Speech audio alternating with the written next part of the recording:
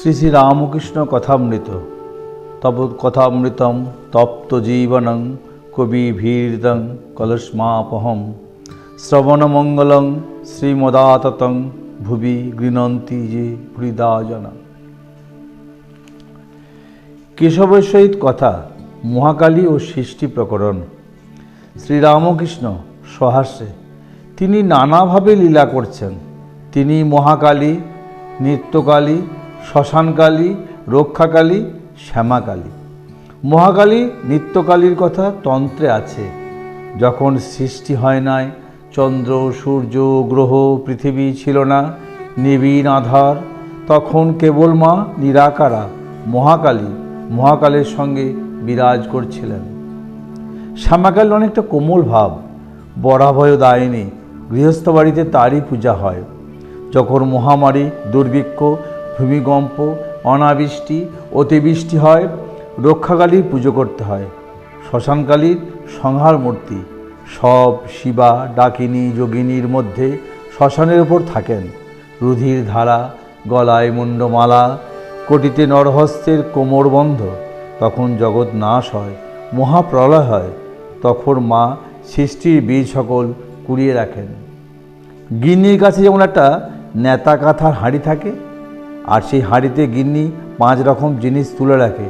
কেশব ও সকলের হাস্য। সহাস্যে, হ্যাঁ গো, গিন্নিদের ওই রকম একটা হাঁড়ি থাকে। ভিতরে সমুদ্রের ফেনা, নীল বড়ি, ছোট ছোট পুঁটুলি বাঁধা শশা বিচি, কুমড়া বিচি, লাউ বিচি এইসব রাখে। দরকার হলে বার করে। মা ব্রহ্মময়ী, সৃষ্টি নাশের পর ওই রকম সব বীজ কুড়িয়ে রাখেন। সৃষ্টির পর আদ্যা শক্তি জগতের ভিতরেই থাকেন, জগৎ প্রসব করেন, আবার জগতের মধ্যে থাকেন। বেদে আছে উননাভির কথা। মাকড়সা আর তার জাল। মাকড়সা ভিতর থেকে জাল বার করে, আবার নিজেই সেই জালের উপর থাকে। ঈশ্বর জগতের আধার, আধেয় 2। কালী ব্রহ্ম, কালী নির্গুণা ও সগুণা। কালী কি কালো? দূরে তাই কালো, জানতে পারলে আর কালো নয়। আকাশ দূর থেকে নীলবর্ণ, কাছে দেখো কোনো রং নাই।